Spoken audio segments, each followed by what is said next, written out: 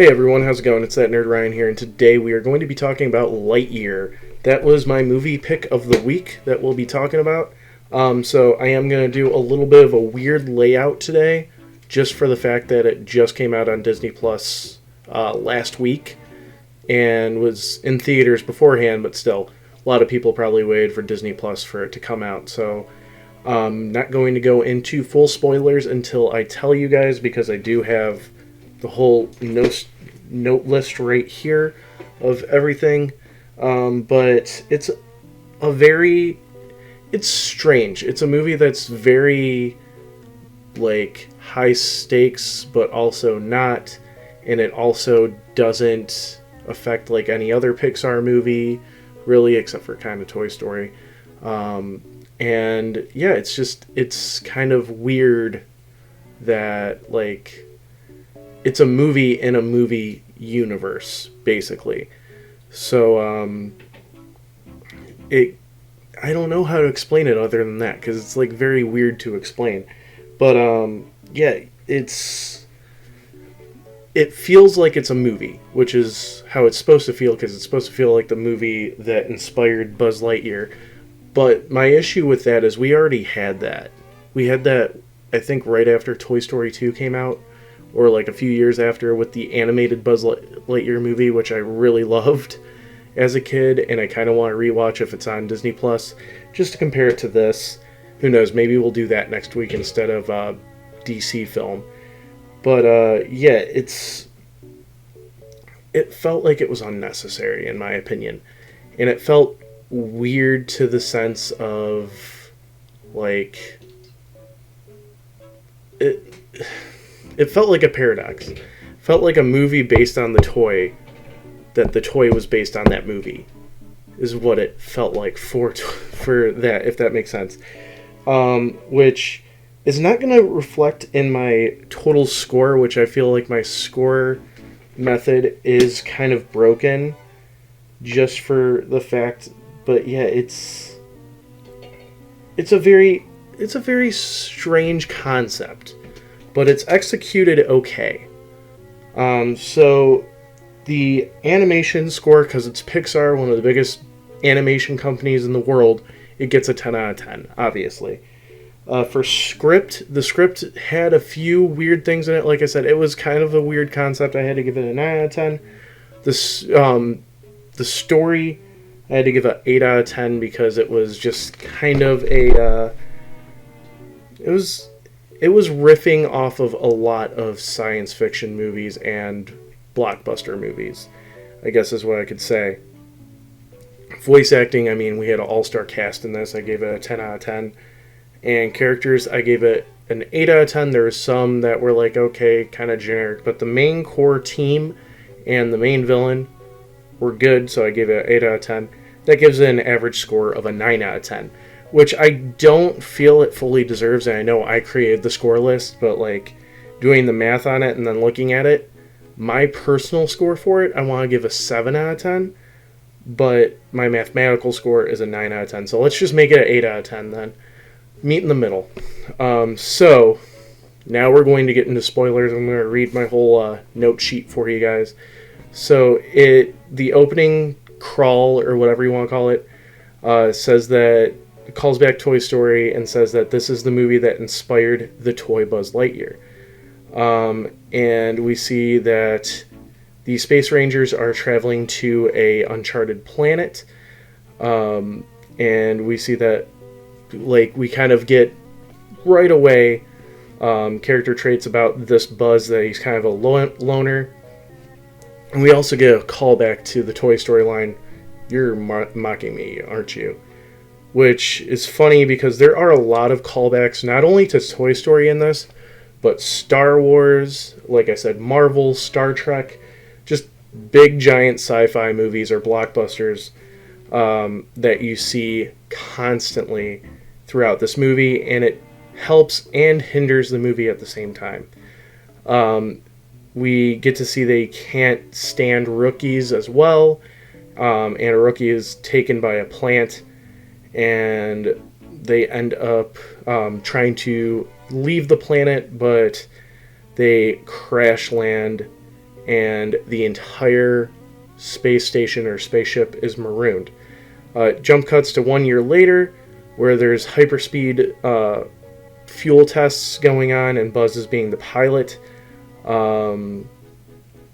And we kind of see that even though the test failed, that Buzz is still an amazing pilot, and he ended up actually disappearing for 4 years due to time dilation from using the hyperspeed fluid.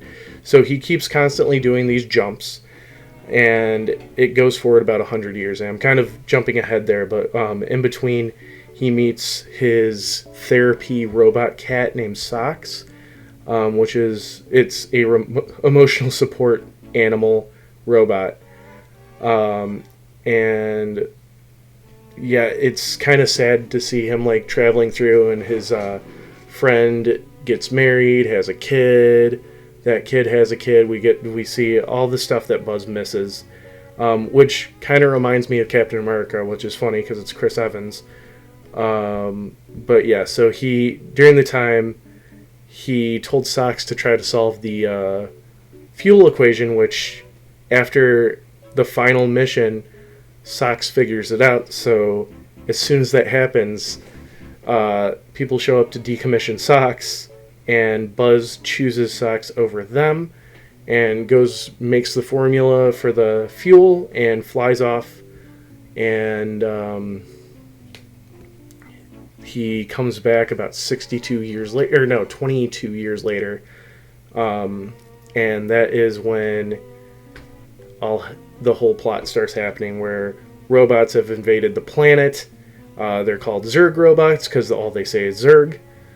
So that's where we get him. And we get to meet Izzy and her team, which are a bunch of unskilled and untrained rookies. Kind of a ragtag crew. I mean, one of them's a complete rookie, being Izzy. One is off on parole, and one was literally about to quit before it all broke loose. And Buzz keeps trying to leave him behind constantly, up until closer to the end of the movie. During that, he partially gets his suit. We kind of see him build together the suit, and then at the end we get to see the full suit. But they're trying to get to a ship, and it turns out that there's a bug infestation. So the bugs notice them, and they're trapped in a room until they use stealth mode to get out.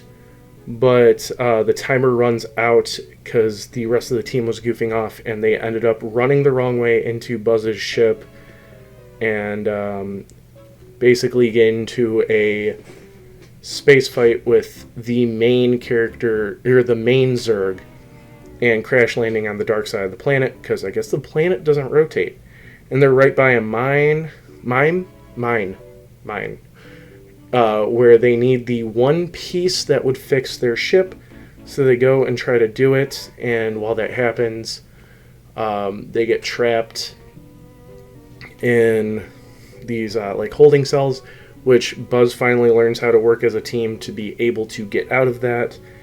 And when that happens, they fix the part of the ship, but the main Zurg shows up and actually tells Buzz to come with him, but they get away, which causes Zurg to deploy all the other Zurg robots.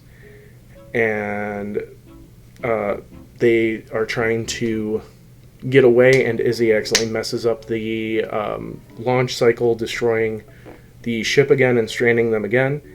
And when that happens, Buzz is actually captured by Zurg and stranding the rest of the team there. The next scene, we learn who Zurg truly is, and there's another Star Wars reference and Toy Story 2 reference at the same time. Zurg, the guy in the Zurg robot, gets out and says, "Buzz, you're looking good." And Buzz goes, "Dad?" And he goes, "No, I'm you from the future." And this is where it almost lost me. I got really confused on how it was working. Somebody that loves time travel theory and quantum mechanics and stuff, it was still confusing to me. It kind of used the same logic as Lego Movie 2, I want to say, where Rex is just Emmett from the alternate reality, but the future. it somehow is separate. Like, it was like, it's really confusing, especially for a kids movie. And he's obviously evil. His plan is to go back in time and stop all of it from happening, which is a noble cause, but then, like, Izzy would never be born and stuff like that. It would also create a time paradox, because then neither of them would exist. And the team teleports themselves onto Zurg's ship, and Buzz fights Zurg, and everybody else is trying to work to save Buzz. Izzy faces her fears of space, which she says she's afraid of space. She goes through space to save Buzz. During that, they teleport back to the ship and self-destruct the ship.